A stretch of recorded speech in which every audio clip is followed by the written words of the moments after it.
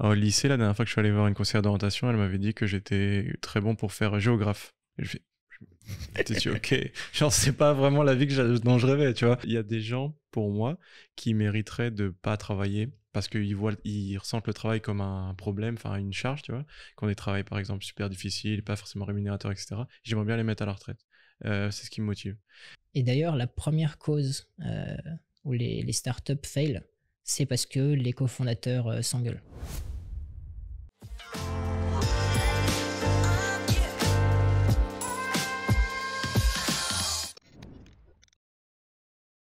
Merci beaucoup d'être là.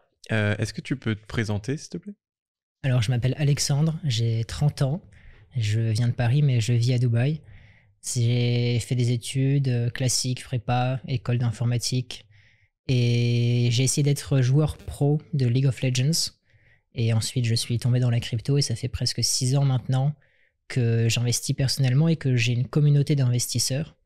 Et j'essaie aussi de créer le prochain Instagram. Voilà, il y a du programme. Je vois ça.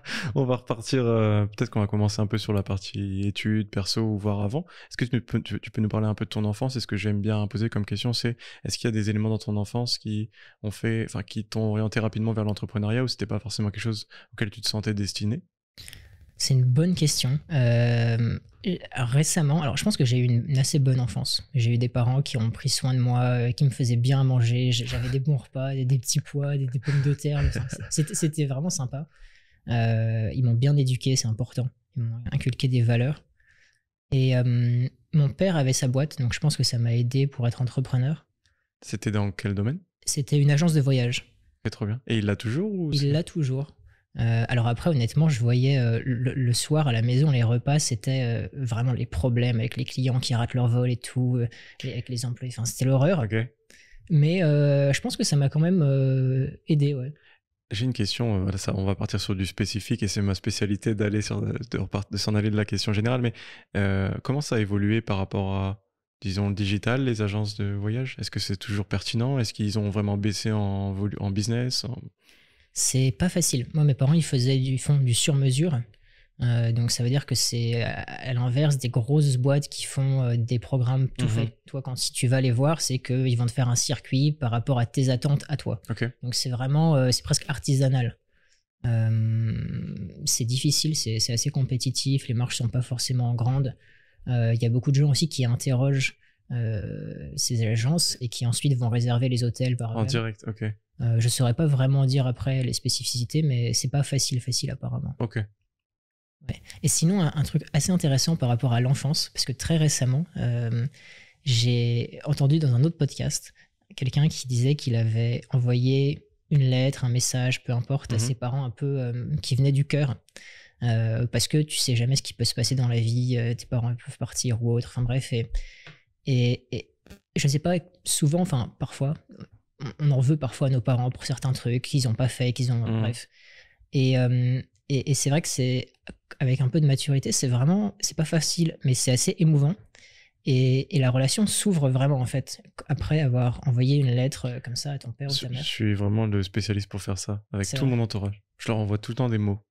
Pourtant, enfin, c'est vraiment peu commun, je pense. Mais je fais tout le temps ça, tout le temps. Genre des messages, des mails, quelle que soit la forme, ça dépend de l'interlocuteur, mais je le fais tout le temps. Même parfois, j'enregistre des vidéos pour dire, ok, merci d'être là, merci pour ci, ça. Genre spontanément comme ça, même sans raison. Et justement, ça me frustre que j'aime pas mon anniversaire, parce que pour moi, je trouve que les gens devraient pas attendre le jour d'anniversaire d'une personne pour lui montrer de la bienveillance, par exemple, ou lui dire, ok, merci d'être là, ou merci pour ce que tu fais. Pour moi, c'est tous les jours. Pourquoi pas le faire tous les jours, tu vois? C'est intéressant ce que tu dis. J'ai un ami qui dit Happy Birthday every day. Et tu vois, birthday, c'est le jour de ta naissance. Pourquoi ne pas célébrer le jour de ta naissance tous les jours? T'es là sur Terre, voilà, tu peux faire des choses. Tu peux faire tout ce que tu veux. Enfin, presque. Ouais. Et est-ce que, ok, donc tes parents ont eu cette activité-là depuis que toujours? Je suis né. Ok. Et est-ce que tu penses que oui, ça t'a influencé, en tout cas indirectement? Je pense, ouais, je pense. Après, je sais pas, c'est dur. Je pense que j'avais ça en moi. J'aimais pas trop le fait d'être employé et autres. Est-ce que tu l'as déjà été ou? Pas vraiment, enfin des stages. Ok. Et d'ailleurs, ils étaient contents de moi, ils voulaient me garder. Ok. Et c'était très difficile pour moi de dire non à cette offre d'emploi parce que beaucoup de gens regardent le CDI, le Graal. Et en moi, je savais que je voulais pas de ça. Et c'était marrant parce que à l'époque, il m'avait proposé un certain salaire. J'avais demandé un peu plus parce qu'un de mes amis avait eu ce salaire un peu plus dans une autre boîte. Je me suis dit, bah, quand même, je vais pas avoir moins que lui. Et ils ont refusé. Et je pense que heureusement qu'ils ont refusé, quoi. C'est fou que tu dises ça parce que j'ai commencé à travailler à 18 ans, alors 3 jours après mon bac. Et une des choses qui m'a fait vraiment accélérer sur mes business, side business quand j'étais salarié entre mes 18 et 20 ans. Une des choses qui m'a fait accélérer, c'est qu'un jour, en juillet, je me souviens, j'allais renouveler un contrat. C'était un CDD d'1 an, je devais le renouveler. Et j'avais demandé une augmentation, mais vraiment, c'était très léger. Et là, il m'avait dit non, ça va pas être possible et tout. Alors qu'il me disait tout le temps qu'il était très content de moi. Et en fait, je me suis dit, genre, je me suis jamais posé la question. Je me dis, ok, ça veut dire que c'est une responsable RH qui va décider de combien je vais gagner dans ma vie et qu'est-ce que je vais pouvoir faire ou pas, tu vois. Et ça m'avait vraiment marqué. Et à partir de là, c'est là que j'avais vraiment commencé à plus me concentrer sur mes business à côté. Et j'ai bien fait apparemment, mais ouais, ça me parle vraiment ce que tu as mentionné là. De manière générale, les réjections, je pense que ça peut vraiment être très positif si tu arrives à tourner ça comme il faut. Et c'est comme ça qu'on se construit pour prouver des choses à des gens qui nous ont dit non et tout. Moi, j'ai un ami, il garde, c'est marrant, mais vraiment de la haine ou je sais pas, quelque chose de très fort contre des profs qui lui ont dit non, tu feras jamais prépa, tu feras jamais ta boîte, tu feras jamais faire de la finance, et tu vois, ils l'ont rabaissé et ça lui a donné de la motivation. C'est débile pour prouver à ces gens qui sont jamais dans sa vie. Et ils se souviennent même plus de lui en soi. Mais je vois très bien parce que c'est exactement la même chose pour moi. Au lycée, la dernière fois que je suis allé voir une conseillère d'orientation, elle m'avait dit que j'étais très bon pour faire géographe. Et je dit ok, genre c'est pas vraiment la vie dont je rêvais, tu vois. Et j'y pense tout le temps. Alors que cette personne-là, elle se souvient, mais 15 minutes après que j'ai fini le rendez-vous, elle se souvenait déjà pas de moi, tu vois. Et je suis sûr que la réjection, comme tu dis, le rejet, ça peut vraiment te driver, mais ça dépend comment tu réagis. C'est super intéressant. Et ça rejoint un peu mon point de peut-être se créer des situations dans lesquelles tu peux avoir des rejets, pas rester dans ta zone de confort, et comme ça peut te faire potentiellement grandir plus vite. Ouais. Bah, je pense que c'est en effet, c'est bien d'aller le chercher et c'est bien d'avoir des challenges et autres. Et tu as besoin des épreuves pour grandir. Sinon, tu grandis pas comme ça. Ouais, c'est exactement ce que je me reprochais dans l'échange avec ma mère, c'est que je me suis un peu laissé dans ma zone de confort ces 2 dernières années. Donc. Et est-ce que, j'aimerais bien te poser une question, est-ce que le sport a eu un rôle important dans ta jeunesse ? Alors moi, je pense, j'ai eu de la chance, mes parents m'ont mis au sport assez rapidement. J'ai fait pas mal de sport, j'ai fait du judo, de l'athlétisme, ma mère m'emmenait nager parfois, courir. D'ailleurs, j'en suis très content d'avoir pris cette habitude parce que je vois des amis qui n'ont pas pris cette habitude et c'est super dur quand t'as pas pris l'habitude. Moi, maintenant, c'est facile pour moi d'aller au sport. Ça me fait du bien, vraiment. Quand t'entends les gens qui disent oui, le sport, ça me ressource, je me sens bien après, ceux qui n'ont pas l'habitude, ils disent mais qu'est-ce que c'est l'horreur, le sport, qu'est-ce qu'il dit lui? Mais non, en fait, c'est vraiment, ça fait, je sais pas, j'ai 30 ans, ça fait 20 ans, même plus, que je fais du sport vraiment plusieurs fois par semaine. Et je fais ça, je suis vraiment content d'avoir pris cette habitude tôt. Je pense que ça aide dans plein de domaines de la vie. Après, le côté compétitif, se surpasser, tout ça. J'ai toujours été assez compétitif, donc voilà, c'est cool. Et donc, tu as commencé à entreprendre à quel âge au final ? Assez tard, 20, 25, 26, quelque chose comme ça, 25. Tard, comme tout, mais c'est très relatif, tard à 25, 26, mais ouais. Je vois des jeunes, parfois, ils sont là, toi, t'es à 20 ans à Dubaï, je me dis, qu'est-ce que je faisais à 20 ans? J'étais en couche-culotte à l'école, c'est terrible, quoi. Ouais, je sais bien. Après, il y en a qui ont 10 ans et qui sont déjà beaucoup plus avancés que moi dans le business, donc tout est toujours relatif, ça dépend à quoi tu te compares. Mais ouais. Et est-ce que tu peux nous parler un peu plus de ton activité de maintenant et comment tu en es arrivé là? Je pense que le chemin est aussi super intéressant. Donc moi, on fait des investissements en crypto, voilà, des investissements early stage. Donc on cherche le prochain Bitcoin, pour faire simple. Voilà. Donc même ma grand-mère va comprendre ta référence, donc ça va. J'essaie de simplifier parce que bon, mais les gens ont peur des cryptos, ils se disent que c'est compliqué et tout. Au final, c'est assez basique et simple. C'est pour reprendre le contrôle de ton argent. Voilà, parce que ton argent n'est pas vraiment à toi sur ton compte bancaire. Voilà. Je pense qu'on a eu des exemples récemment qui le prouvent pour ceux qui ne croyaient pas forcément, mais ouais. Et donc, ce qu'on fait, c'est on propose des opportunités d'investissement en crypto. Voilà, c'est assez simple. Et comment t'en es arrivé là? C'est très simple. J'avais un ami fin 2017, quand le Bitcoin commençait à monter, il m'a dit j'ai gagné trop d'argent, il faut que tu regardes. Je lui ai dit ok. Et c'était un ami qui était très smart. Donc il y avait le côté un peu appât de l'argent. Mais ce mec, je me disais ok, il est vraiment smart, il faut que je regarde parce que. Il faut que je regarde. Et quand je suis rentré dedans, je comprenais rien. Parce que j'ai essayé de m'intéresser à la technique et t'as pas besoin d'investir, de comprendre vraiment tous les détails pour investir ou pour comprendre les principes généraux. Mais moi, j'avais essayé un peu de rentrer dedans. C'est assez compliqué quand tu rentres dans les détails. Mais en fait, je me suis rendu compte qu'il y avait plein de gens ultra smart, ultra motivés, beaucoup d'énergie là-dedans. Et c'est ça qui m'a... Alors que c'est juste une sorte de feeling global, alors que je connaissais pas vraiment. Et je me suis dit, ok, il y a beaucoup d'énergie, il y a beaucoup de gens smart là-dedans. Je sais pas trop ce que c'est, mais ça bouge. Il faut que j'aille là-dedans. Ok. Donc en 2017, fin 2017. Ouais. Ok. Et au début, c'était, disons, tu as commencé à investir un petit peu? J'ai investi 50 € en Bitcoin, voilà, après un peu plus, j'ai mis 100, j'ai acheté un peu d'Ether. Et après, j'ai fait ce qu'on appelle des ICO. Donc, c'est quand tu investis dans des startups et tu investis avec un prix qui est un peu meilleur par rapport au listing. Ok. Et bon, bref, à cette époque, c'était n'importe quoi. Il y avait de la hype, tous les projets faisaient des multiples énormes. Et il y avait plein de groupes comme le nôtre qui proposaient de rentrer dans des projets plus tôt. Donc, tu prenais un peu plus de risques parce que le projet est moins développé, mais t'achètes moins cher. Mais à ce moment-là, tu avais déjà cette structure-là, du coup? Non, et c'est en voyant littéralement ces centaines de groupes qui faisaient ça, nous, on avait un peu d'expérience parce qu'on avait investi personnellement, et on s'est dit, ok, c'est bizarre tout cet argent qui transite, des mecs qui sont anonymes, les gens leur font confiance, leur envoient de l'argent. Parce que tu pouvais, comme en général ça faisait x5, x10, tu te dis ok, si tu te fais scam 2 fois, c'est quand même rentable. Et on s'est dit bon, il faut qu'on prenne une part du gâteau, c'est pas possible. Et en plus, nous on avait participé avant de créer notre propre groupe dans certains de ces groupes-là. Et c'est vrai que tu te sens pas forcément très bien quand t'envoies de l'argent à des mecs que tu connais pas, tu sais pas ce qui va se passer demain. Et c'est vrai que plus de 99% de ces groupes sont morts. Les mecs sont partis soit parce que c'était dur, ils n'ont pas résisté, soit parce que c'était vraiment des arnaqueurs et autres. Et donc nous, on s'est mis un peu au contre-pied de ça. On s'est dit, ok, faisons ça. Mais personne ne nous connaît, comment on va faire? Et donc on a vraiment misé sur la transparence. Ok. Et c'était dur parce que même avec la transparence, ça n'a pas marché. Et pour créer la confiance, il faut du temps. Il n'y a rien... voilà. Et donc, chaque jour, tu dois show up, tu dois être là, tu dois répondre aux questions, tu dois participer, rigoler avec les gens, envoyer des gifs pour montrer que t'es sympa. Et voilà. Et concrètement, ça s'est passé comment? Comment tu t'es dit, ok, je vais commencer? Est-ce que c'était tout seul, avec des associés? On était 4 amis.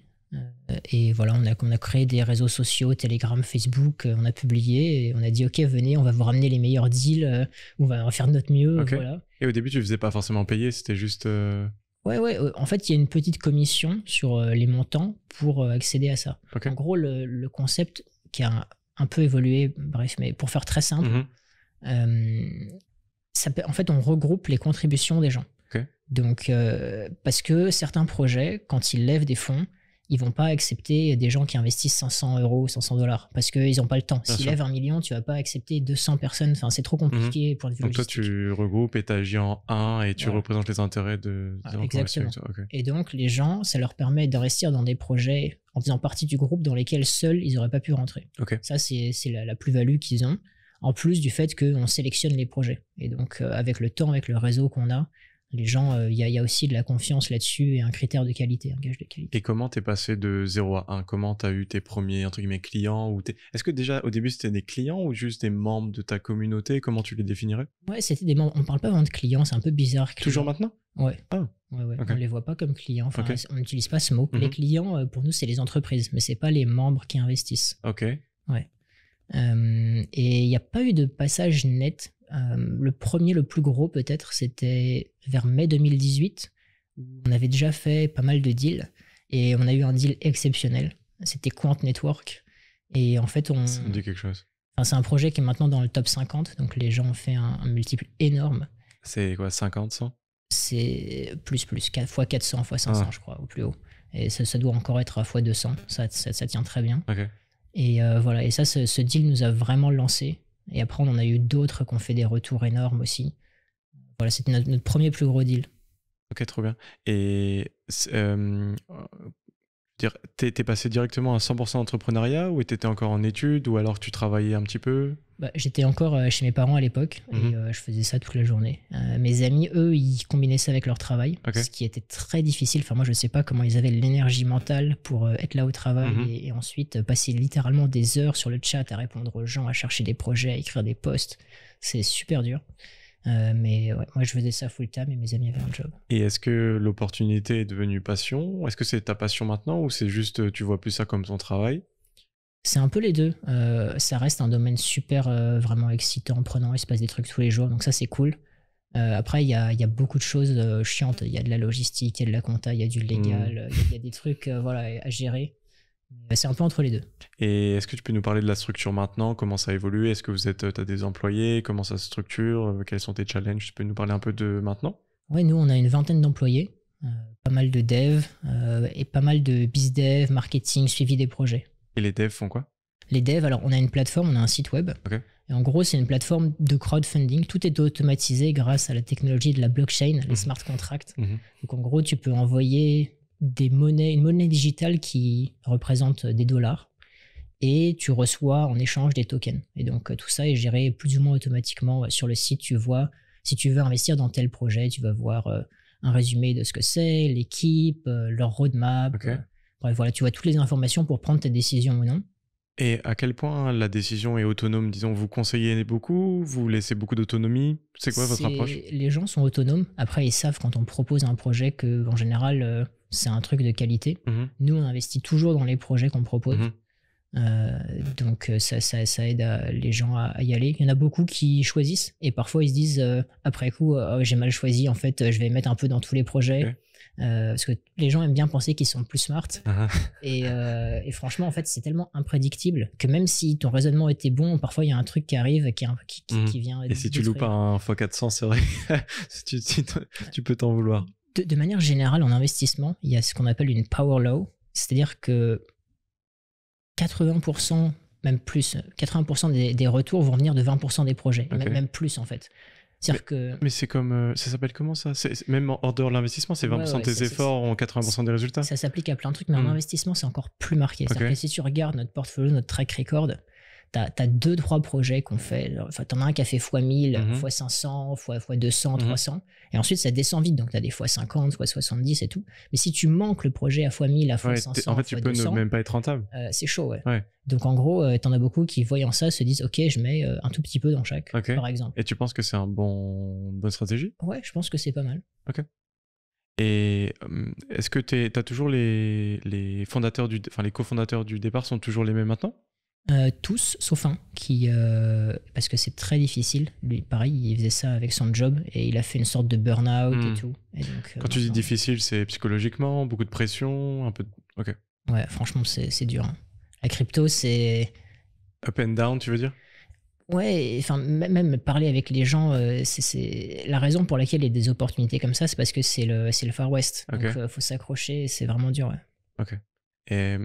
Il y a plein d'arnaques d'ailleurs en crypto. Enfin, c'est dur pour tout le monde, pour les gens qui sont des investisseurs, les gens qui ont des projets. Les gens sont extrêmement demandants. La communauté est super rough. Tu vois. Et tu peux perdre ta réputation même sur un projet, non? Si tu les envoies sur... Peut-être pas sur un, mais ça peut aller vite. Oui et non. C'est vrai qu'on dit toujours que la réputation, ça met des années à se construire. Ça met des secondes à se perdre. Ouais. C'est vrai, sauf que dans notre monde actuel, bizarrement, les scammers qui ont un réseau, souvent, ont des deuxièmes chances. C'est un peu abusé. Okay. Il y avait l'exemple, pas en crypto, mais du mec de WeWork qui avait un empire qui s'est effondré. J'ai lu son livre. Et au final, récemment, il a relevé dans un projet crypto, je ne sais plus combien il a levé, 250 millions. Bon, c'est un peu abusé. Il y avait les mecs qu'on a rencontrés d'ailleurs ici à Dubaï. C'est Kyle Davis et Suzu, qui étaient de 3 Hours Capital, un fonds qui gérait des milliards en crypto. Et maintenant, ils refont un projet et tu as plein de gens qui les suivent. Donc, en fait, quand tu es un scammer de renommée et que tu as des followers, tu peux quand même refaire... voilà. Et justement, comment tu adresses ton audience? Est-ce que vous avez une chaîne YouTube? Est-ce que tu leur parles? Comment tu leur parles? Est-ce que c'est toujours comme au départ avec des groupes Telegram ou autres? On est principalement sur Telegram, après un peu sur Instagram, YouTube, voilà, principalement. Est-ce qu'ils te connaissent en tant que cofondateur? Est-ce que qui font confiance? Ils font confiance à votre groupe, à vous les fondateurs, à vos résultats? C'est un peu tout. Ça marche beaucoup encore par bouche à oreille, Ok. par confiance. Et donc, ouais, le fait qu'on soit là actif, ils savent à peu près qui on est. Ils connaissent pas mes hobbies et autres, mais Ok. ils savent qu'on vient de Paris, que ça fait un certain temps qu'on est en crypto. Il y a une relation relativement proche, pas extrêmement proche. Ok. Mais en soi, ils vous confient pas leur argent. Ils vous suivent sur vos conseils en investissement. Alors, c'est pas des conseils légalement, Ok. mais ils nous confient pas notre argent, vu que nous, l'argent transite, mais Ok. c'est pas nous qui gérons l'argent, Mhm. on prend pas de décision avec Ok. leur argent. Mais on suggère des projets, et voilà. Donc, ça revient un peu au même, mais Mhm. pas exactement. Ok. Ouais. Je comprends. Et attends, je sais pas exactement ce que je voulais te demander, mais ta communauté, t'as besoin que ça soit de quelle taille? Comment je veux dire? On parle en dizaines, en centaines, en milliers, en dizaines de milliers? Nous, on a plusieurs centaines d'investisseurs, quasiment 1000, Ok. ce qui est pas beaucoup par rapport aux chiffres qu'on a fait.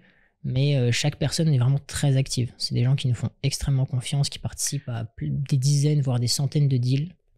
Donc voilà. Et j'ai plein de questions qui me viennent, mais tu fais une sélection de ces investisseurs? Est-ce que c'est un petit peu... T'as des barrières à l'entrée? Est-ce que tout le monde peut rejoindre du jour au lendemain? Comment ça se passe? Alors au début, il y avait une sélection qui se faisait un peu de manière arbitraire, si on aimait la personne ou pas, Ok. en fonction de ce qu'il Parce que disait. tu connais tous les membres? Enfin, On parlait en fait souvent, tu les vois dans le chat et on parle avec eux. À un moment, on faisait même des micro-interviews. Ok. Parce qu'on voulait garder la bonne vibe et c'était important. Voilà, on avait un groupe Telegram privé. Mhm. Et maintenant, ça a changé. Maintenant, c'est aussi l'un des piliers de la blockchain, c'est que tu casses les barrières à l'entrée.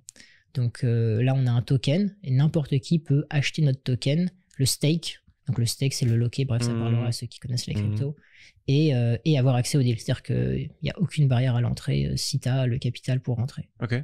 Et le but, c'est quoi? C'est de faire x10, c'est de garder ce volume-là. Est-ce que tu peux me parler un peu de entre guillemets, l'après pour l'entreprise ou le futur? C'est quoi tes objectifs, vos objectifs? Actuellement, moi, je trouve qu'on est extrêmement petit.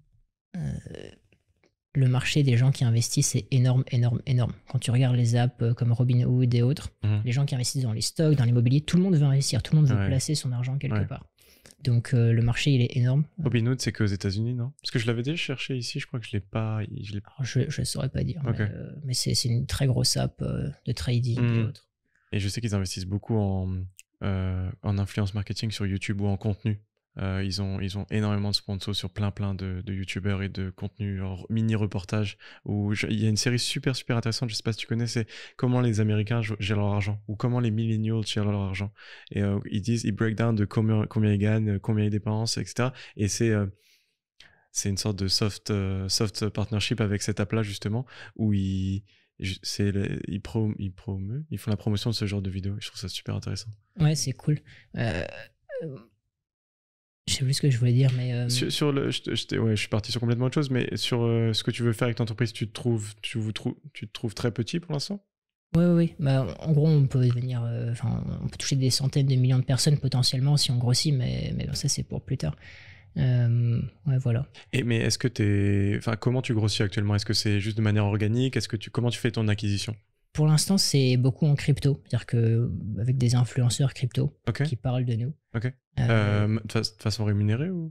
Ouais, en général, on leur donne des tokens loqués. Comme ça, ils ont une stake dans notre projet et ils ont intérêt à ce que ça marche.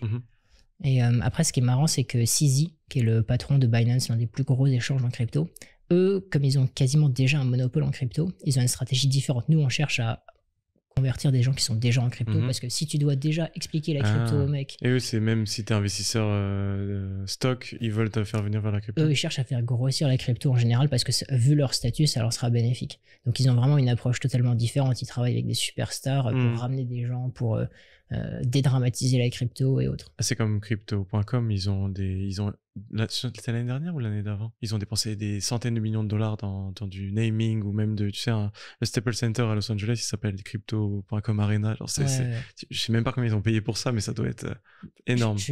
Moi, j'ai des gros doutes sur si c'est rentable de faire ce genre de move. On en parlait avec Yohan la dernière fois, tu connais Yohan, c'est sur ça rejoint le débat de comment disons le marketing à l'ancienne, par exemple du print ou du billboard dehors, comment tu traques si c'est rentable ou pas? Même à la télé, en soi, je sais pas trop comment ils font pour traquer. Alors que nous, dans des ads Facebook, Insta, Google, le tracking, il est devant toi. Tu peux pas nier l'évidence, quoi. Et ouais, je pense que c'est un avantage. Et comment tu... Ok, donc là, tu dis que t'es petit, tu penses que tu peux faire x2, x5, x10, x1000. Ouais, x1000. Ok. Faut être ambitieux, c'est important. Ok. Et tu sais comment tu dois... Enfin, tu penses savoir comment faire ou c'est encore un peu... Ouais, en crypto, nous, là, le gros point, c'est qu'on va être régulé. Donc, c'est un gros mot en crypto. Et la raison Vous n'êtes pas encore régulé, tu penses? Non. En gros, régulé, c'est-à-dire que tu as vraiment un agreement, des contrats avec des autorités de régulation au niveau gouvernemental. Comme l'AMF en France ou... Exactement. Okay. Nous, on va être régulé en Lituanie. Okay. Voilà. Et parce que ça te permet de mettre ça sur ton site et ça convainc, ça apporte de la confiance à beaucoup de gens qui sont pas en crypto. Et malheureusement, la raison pour laquelle je rigolais un peu, c'est qu'il y a eu beaucoup de scams comme FTX qui étaient des scams régulés. Ils avaient les... FTX, c'était régulé. Ah oui, donc ça protège pas de grand-chose? Malheureusement, non, ça protège pas à 100%. Okay. T'as plein de banques qui sont régulées. Et pourtant, elles se prennent des amendes, des milliards et autres. Il y a des fonds faillites parce qu'il y a des problèmes de gestion. Donc, c'est pas un garde-fou à 100%. Il y a toujours des risques. Ouais, en soi, je sais pas du tout si c'est un bon exemple, mais la Grèce était dans l'UE déjà en 2000 quand ils ont eu leur énorme problème là. Et ils ont failli être KO, donc ça aurait été le meilleur exemple à donner, mais voilà. Ouais, non, il y a plein de risques que tu peux pas prédire. Mais quand même, ça rassure les gens. Donc ça, c'est avoir le tampon comme ça, ça va nous permettre. Et tu penses que ça va faire quoi? Ça va faire x2, x10? Enfin, c'est difficile à dire, mais... Après, avec le marché en crypto en général, nous, voilà, on veut être pro et le marché de l'investissement est énorme. Si tu regardes combien de gens sur Terre, tous les gens sont intéressés a priori d'investir pour leur futur. Donc le marché, c'est le marché du monde. Ok, genre t'as 7 milliards de clients potentiels. Ouais, voilà, sans les enfants et voilà, et ceux qui n'ont pas de téléphone, quoi. Mais... Voilà. Ok. Et ça va impliquer quoi? Ça va impliquer que tu vas devoir lever des fonds, ça va impliquer que tu vas devoir recruter, qu'est-ce que ça va impliquer? Ouais, peut-être. Nous, on a un problème pour passer vraiment à l'échelle, c'est que il faut trouver des deals pour donner à manger aux gens. Ok. C'est-à-dire que... Parce que là, tu vends... Ah, tu vends. Tu remplis tous les projets en volume, tous les projets que tu recommandes? Alors actuellement non, parce que le marché est un peu difficile en ce moment, mais en bull market, oui. Et c'était difficile de trouver assez de projets tout en gardant une qualité pour que les gens... Parce que les gens avaient trop d'argent à investir. Donc c'est un bon problème à avoir, mais ça reste un problème. Donc tu peux trouver des projets qui lèvent plus. Donc forcément, si un projet lève 50 millions, tu peux prendre 1 million et donner ça à la communauté. Est-ce que tu peux chiffrer un peu, tu peux donner quelques stats autour des projets que vous avez, sur lesquels vous avez avancé, sur les volumes au global pour être un peu plus concret, pour ceux qui n'arrivent pas forcément à se projeter? Nous, on a investi avec la communauté plus de 30 millions en quasiment 6 ans. Les 3 plus gros projets connus, il y a eu Quant Network que j'avais cité, Avalanche et Hgraph. Donc on est rentré early dans ces projets, donc ça a fait des gros multiples. Et on a investi dans plus de 200 projets au total. Voilà, donc on est parmi les investisseurs les plus actifs qu'il y a en crypto. Et 200, ça fait combien? Ça fait quelques par mois, plusieurs par mois? Alors c'était très inégal parce qu'en crypto, en période de bear market, donc quand le marché est difficile, parfois c'est l'hiver, il se passe rien pendant 6 mois. C'est moins le cas actuellement, mais deuxième moitié de 2018-2019, c'était le cas. Et en 2021, il y a eu 6 mois où on a fait 100 projets. Et comment tu justifies cette, entre guillemets, saisonnalité, si on peut l'appeler comme ça, à ton audience? Et ça va lier à ma deuxième question. Quel est le business model? Est-ce que c'est un abonnement? Est-ce que c'est un pourcentage sur ce qu'ils investissent? Est-ce que tu peux nous en parler? Alors, la saisonnalité, c'est juste les gens... c'est comme ça, c'est des cycles. La vie, c'est des cycles. Et en crypto, c'est accéléré. C'est pas forcément la meilleure stratégie. Je pense qu'il faut à la fois suivre les cycles et à la fois savoir être un peu contrariant de temps en temps et se positionner quand tout le monde a peur. Mais il y a beaucoup d'argent à faire quand tu suis la vague et quand la vague commence à monter. Il faut savoir sortir avant que la vague crache, parce que la vague crache toujours. Je me permets encore de te couper, mais ma mère me dit tout le temps, j'ai un tiers de Bitcoin et quelques Ethereum, donc pas grand-chose. Et ma mère me dit toujours... ah oui, je t'avais dit quand c'était au plus haut, en gros j'avais 50 000 $ à un moment, elle me disait je t'avais dit de vendre. Oui, de toute façon c'est toujours facile de savoir après, mais tu vois, mais au final je garde. Ok, ouais, c'est bien, c'est bien. Mais les gens aiment beaucoup dire je t'avais dit aussi. Ouais. C'est plus difficile de faire. Ouais. Bon, ça, Après, c'est ma mère, donc c'est encore différent. Mais ouais. Je t'avais coupé sur le business model. Le business model, on prend 6% sur ce qu'on lève. Donc, si tu investis 100, en fait, tu vas recevoir pour $94 de tokens. Okay. Voilà, très simple. Et en plus des tokens que tu dois stake, qui sont ton ticket d'entrée. Mais c'est un ticket d'entrée qu'on ne te prend pas. C'est un ticket d'entrée qui est juste là, qui est loqué. Et après, tu peux récupérer tes tokens. Et j'ai plusieurs questions qui me viennent. Est-ce que vous avez dû lever des fonds? Est-ce que vous êtes en fonds propres? On a alors les deux. Okay. On a levé des fonds, mais maintenant on fonctionne en fonds propres. Okay. Voilà, il y a eu une petite levée de fonds qui venait de la communauté à 95%. Okay. Parce qu'on avait opéré sans un token pendant un certain temps et on voulait récompenser les gens qui nous ont soutenus, qui nous ont permis de grossir petit à petit. Et maintenant, voilà, on est sustainable. Ok.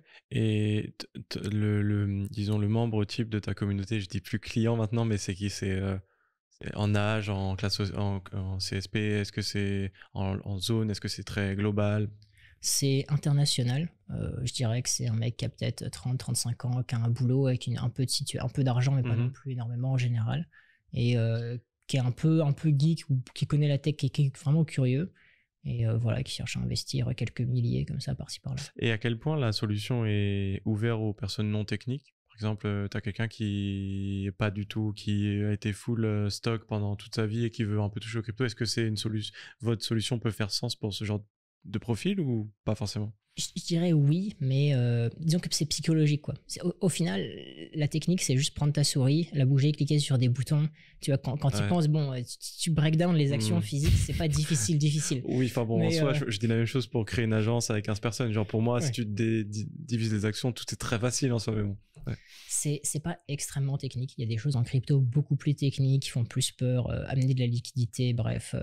Ça reste relativement simple, mais il faut quand même faire attention.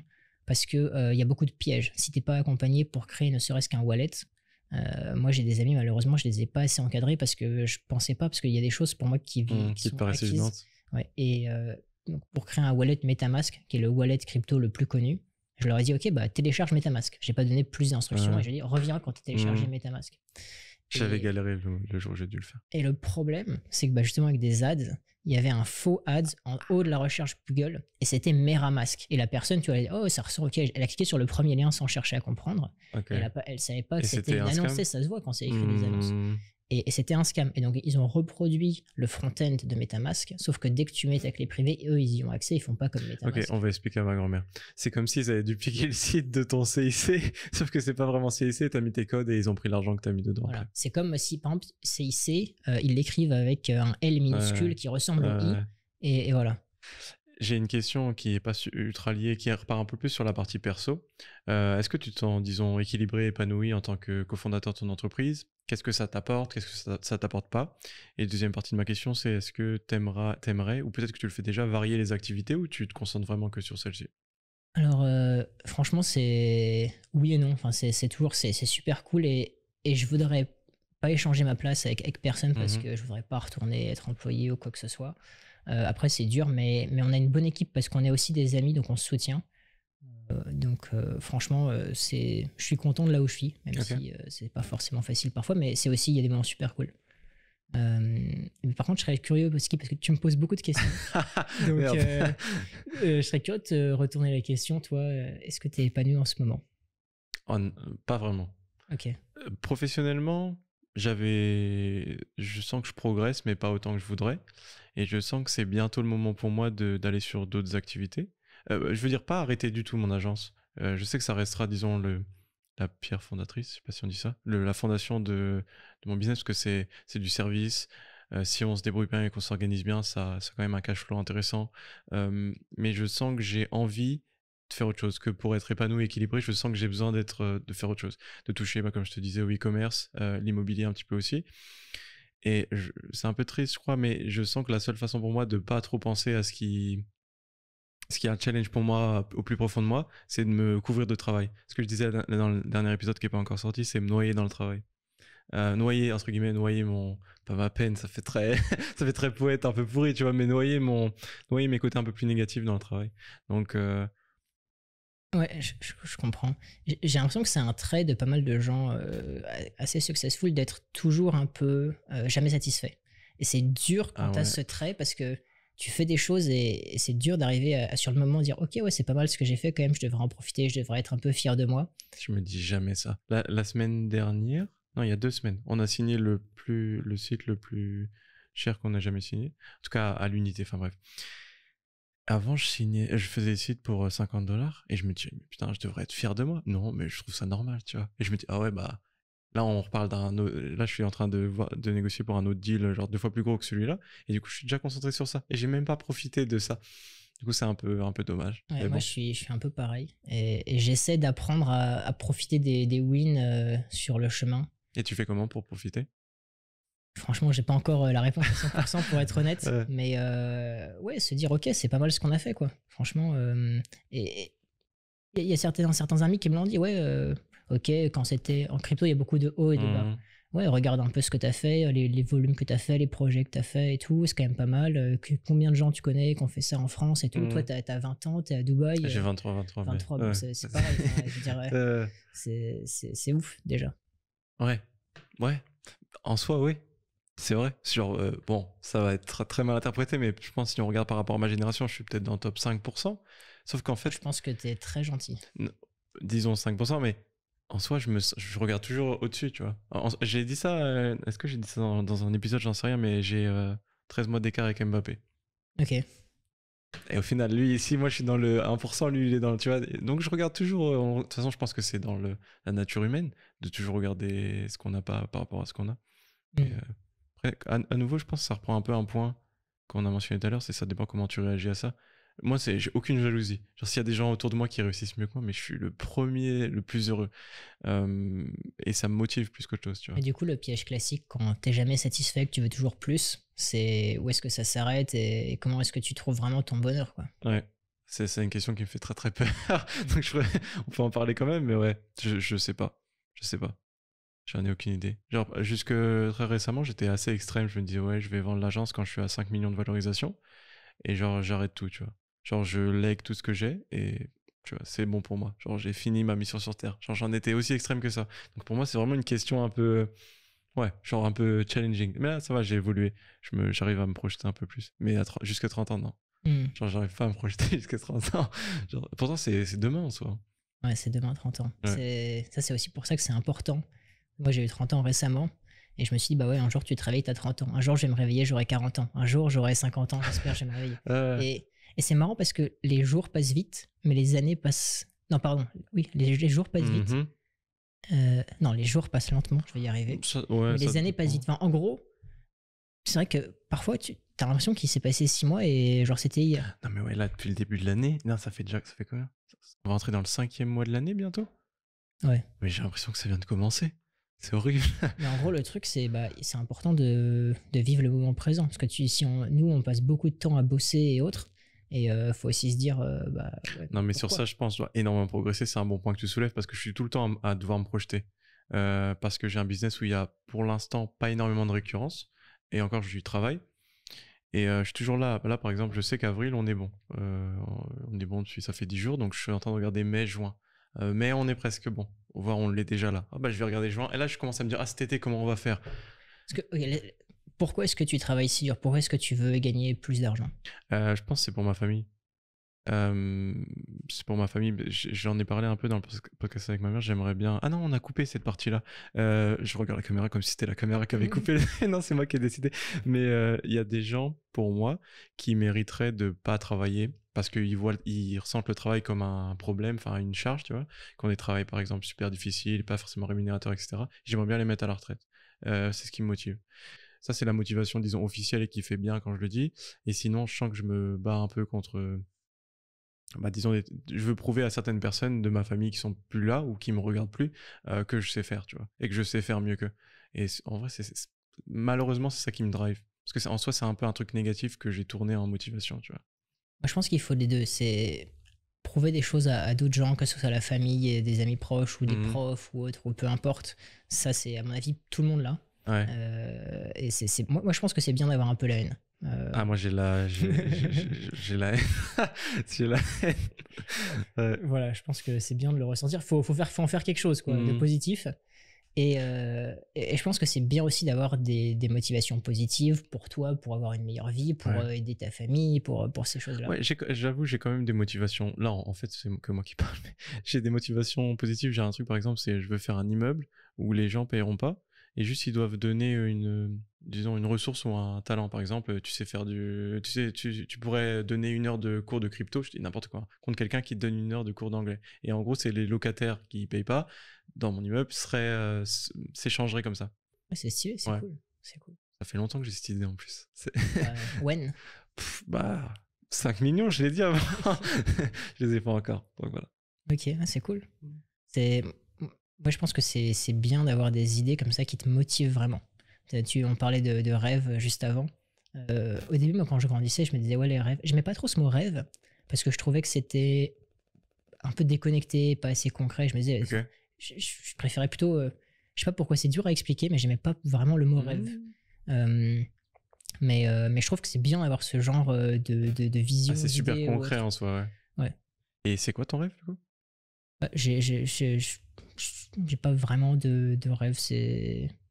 J'ai envie d'avoir de l'argent pour vivre une bonne vie et être heureux. Et tu vois, et en général, tu es heureux quand tu as des gens que tu as aidés qui sont heureux aussi et tout autre. Ok. La transmission, pour toi, c'est un point qui te parle beaucoup? Ouais, c'est important, je pense. C'est important. Ok.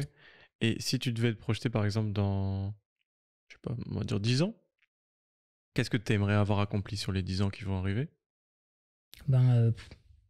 Tu vois, moi, ce qui m'a fait beaucoup plaisir, après, c'est pas le côté genre bénéfacteur ou autre, mais c'est vrai que quand t'as plein de gens dans le chat qui sont là parce que t'as amené un super deal et qui sont là, ouais, thanks team, amazing deal et tout, ça fait vraiment plaisir. Et ça, c'est un bon feeling quand même, c'est vrai, il faut le dire. Même si nous aussi, on en bénéficie et tout. Donc ça, c'est cool. Après, un truc que j'ai réalisé il n'y a pas très longtemps, c'est que j'aimerais bien avoir une somme d'argent vraiment conséquente et me détacher aussi petit à petit dans, je sais pas, 5 ans, 10 ans, comme tu as dit, vraiment dans un certain temps, des responsabilités que j'ai. Parce que je trouve qu'au quotidien, on a tellement de choses à faire. Et tu as des choses qui sont dans le devant de ton cerveau. Et donc, en fait, tu peux pas penser, c'est impossible. Et moi, je veux vraiment voir ce qui va émerger de moi quand j'aurai des ressources. Et rien à faire. Et rien. Et donc, tu vois, ton cerveau va se dire, OK, tu sais que tu peux exécuter sur des choses. Maintenant, tu n'as plus rien qui te bloque.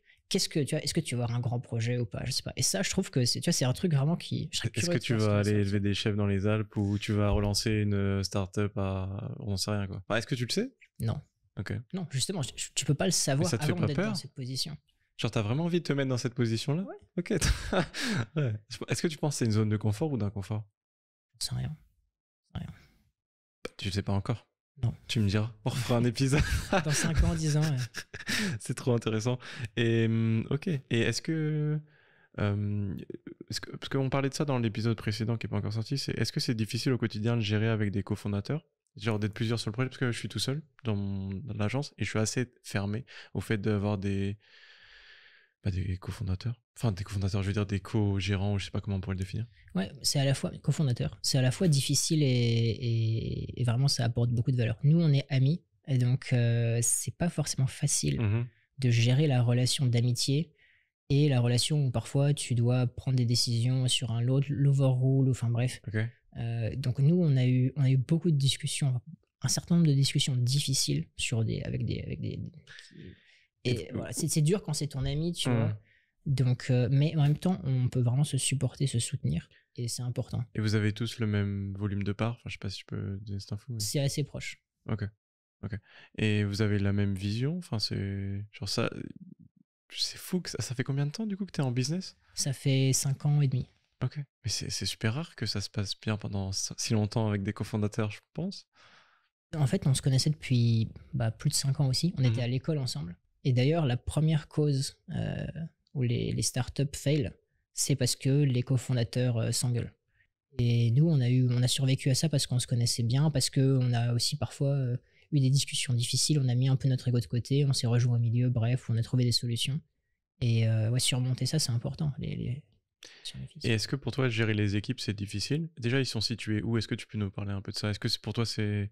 Enfin, peut-être que ça peut être lié à une question. Qu'est-ce que tu fais, disons, tous les jours? Genre, c'est quoi ta journée type?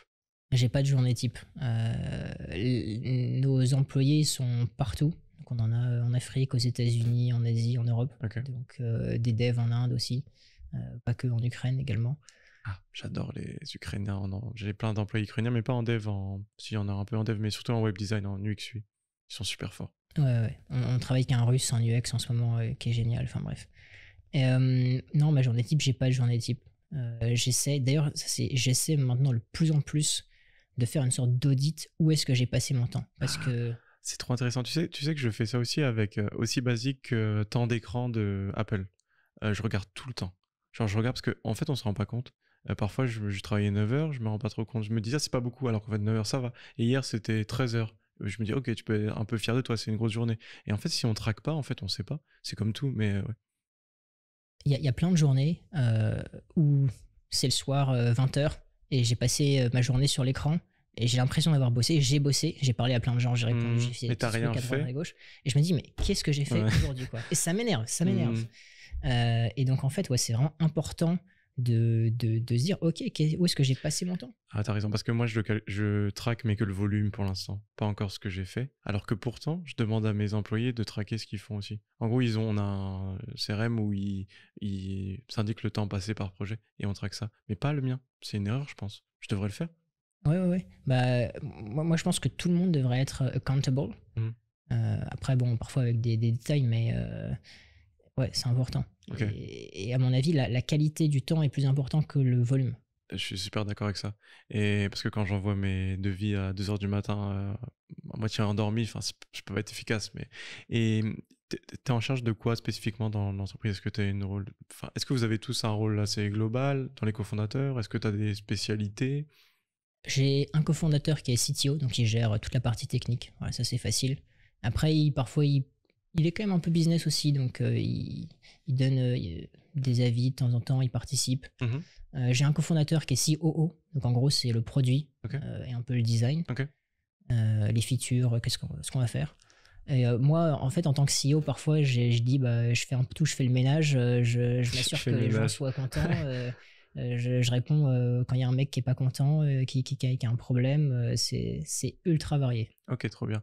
Mais je pense qu'on est déjà à la fin de l'heure d'échange. Donc, juste une dernière question. Qu'est-ce qu'on peut te souhaiter pour demain? Parce qu'en fait, je me suis dit, ok, je vais poser cette question parce qu'on dit tout le temps, qu'est-ce que je peux te souhaiter genre sur l'année? Non, qu'est-ce que je peux te souhaiter demain?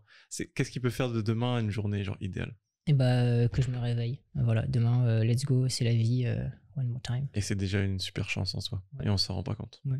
Trop bien. Super conclusion. Merci beaucoup. Merci Paul. À très vite. Salut.